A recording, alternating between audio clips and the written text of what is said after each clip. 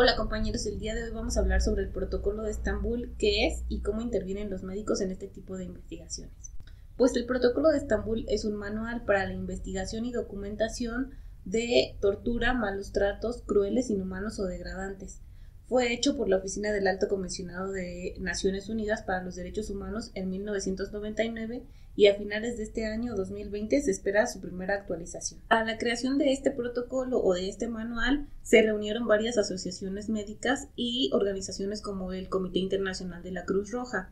Este manual, al aplicarlo, nos va a permitir tener todos los elementos para que nosotros podamos acreditar o desacreditar la comisión de tortura o malos tratos. Y bueno, ¿qué es la tortura? Según las definiciones de las propias organizaciones de la sociedad civil y de derechos humanos, la tortura es provocar intencionalmente a una persona dolores o sufrimientos con la finalidad de obtener algún tipo de información, con la finalidad de castigarla por algún delito que se crea que cometió o estén seguros que se cometió. México forma parte de una serie de convenios internacionales en los cuales se prohíbe de manera absoluta la comisión de tortura. Y por eso los servidores públicos encargados de investigarla tienen la obligación de allegarse de todas aquellas pruebas que sustenten su dicho, ya sea, como les dije antes, para acreditarla o desacreditarla.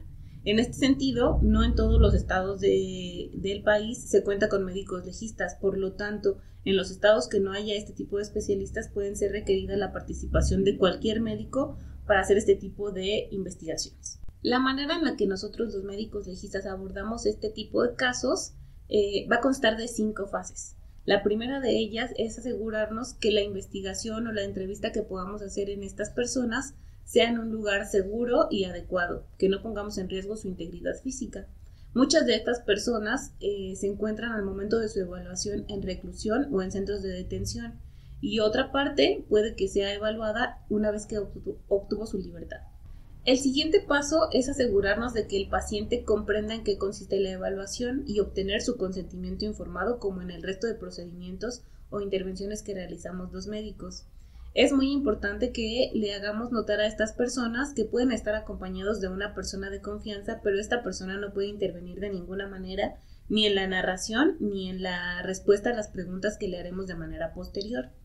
Y también hay que asegurarnos de que esta persona ha comprendido todos y cada uno de los pasos que conlleva la realización de este tipo de entrevistas para Protocolo de Estambul, y que sepa que únicamente funciona como una herramienta de la investigación. Es decir, su resultado no va a determinar la existencia o inexistencia de tortura, únicamente es una pequeña parte de la investigación.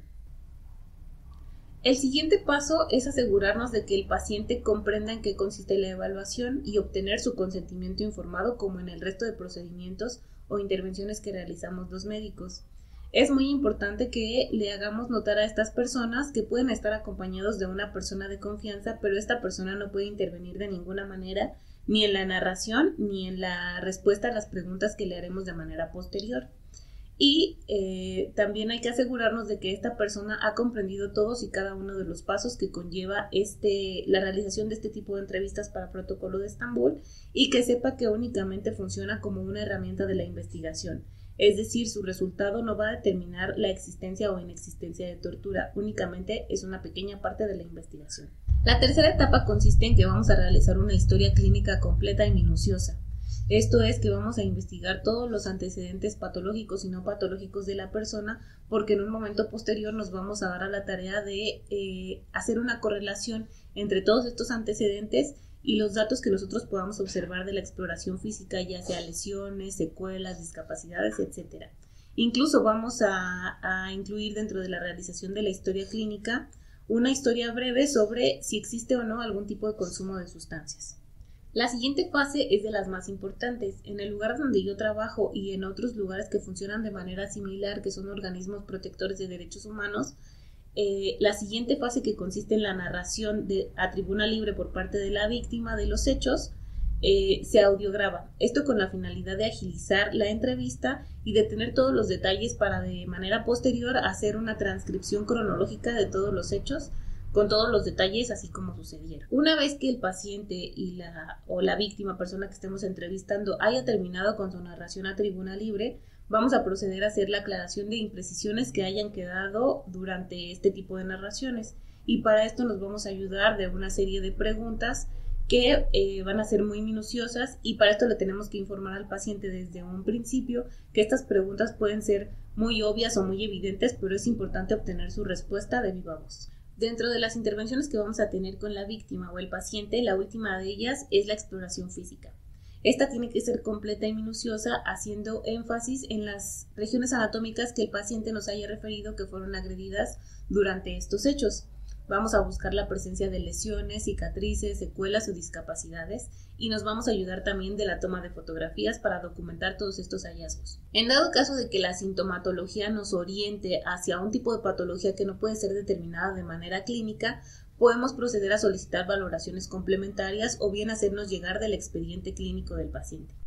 En lo que respecta a la realización del informe o a la emisión de nuestro dictamen, de todos los elementos que pudimos recabar de la narración y del interrogatorio del paciente, vamos a identificar cuáles fueron los métodos de agresiones físicas utilizadas para estos hechos. Para sustentar o enriquecer que estos métodos de agresión hayan sido utilizados en esa persona, nos vamos a llegar de todos aquellos síntomas, tanto agudos como crónicos.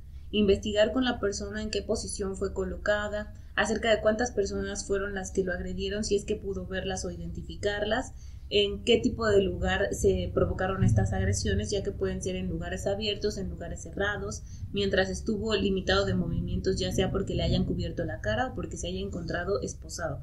Todos esos detalles son muy importantes para hacer la correlación de los hechos.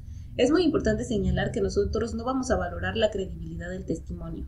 Nosotros damos por hecho que las cosas sucedieron así y lo único que vamos a hacer es encontrar si existe correspondencia o no existe correspondencia con los hechos narrados. Finalmente vamos a realizar lo que son la interpretación de todos estos hallazgos y la emisión de nuestras conclusiones. Las conclusiones van a variar de acuerdo a lo que nos requiera la institución para la cual nosotros laboramos, o si es de manera privada, para darle respuesta a los planteamientos que tiene el propio protocolo de Estambul. El primero de ellos es establecer si hay una consistencia entre los hechos narrados con la sintomatología, únicamente con la sintomatología, ya sea aguda o crónica que nos haya referido el paciente. La segunda conclusión es establecer si hay consistencia con los hallazgos físicos. Si estas modalidades de agresión dejaron las huellas de lesiones esperadas, las secuelas, cicatrices o discapacidades que se esperan para este tipo de agresiones, por ejemplo, los traumatismos craneoencefálicos o los traumatismos a órganos de los sentidos como los ojos. La tercera conclusión consiste en establecer si hay concordancia con los métodos utilizados o documentados en la región en la que nosotros estamos laborando. No es lo mismo los métodos de agresiones que se utilizan en el norte o en el sur del país a los utilizados en el centro del país, y también variarán mucho de acuerdo a la institución involucrada en este tipo de agresiones. Varían mucho los métodos que utiliza, por ejemplo, personal del ejército a los métodos que utilizan los policías o los encargados de seguridad pública dentro de los estados, ya sea federales o locales. Y en la institución en la que yo laboro se agregan dos conclusiones. La primera de ellas es si le practicaron a esta persona procedimientos médicos sin su autorización, y la segunda es si se sometió a algún tipo de circunstancia o algún tipo de agresión que pudiera disminuir la capacidad física, ya sea para otorgar su consentimiento o para resistirse de algún modo a estos malos tratos. La última conclusión, que está por considerarse si cambia o no cambia dentro de la actualización que se va a llevar a cabo este año, es establecer si a la persona se le produjeron dolores o sufrimientos durante estos hechos, si los malos tratos dejaron en él este tipo de secuelas. Y finalmente vamos a tener que dar nuestra opinión personal y profesional acerca de todas aquellas conclusiones, es decir, integrarlas y pronunciarnos si todo el protocolo de Estambul que nosotros aplicamos es congruente o solo es congruente en una parte. Por ejemplo, puede ser que solo nosotros hayamos encontrado consistencia en cuanto a los síntomas físicos, pero que no hayamos encontrado ningún dato o ningún hallazgo a la exploración. Y esto puede deberse principalmente al tipo de agresión narrada. Bueno, pues esto ha sido todo en este video. Espero que sea de su interés, que puedan compartirlo, y si tienen alguna duda o pregunta, déjenlo en los comentarios para poder enriquecer este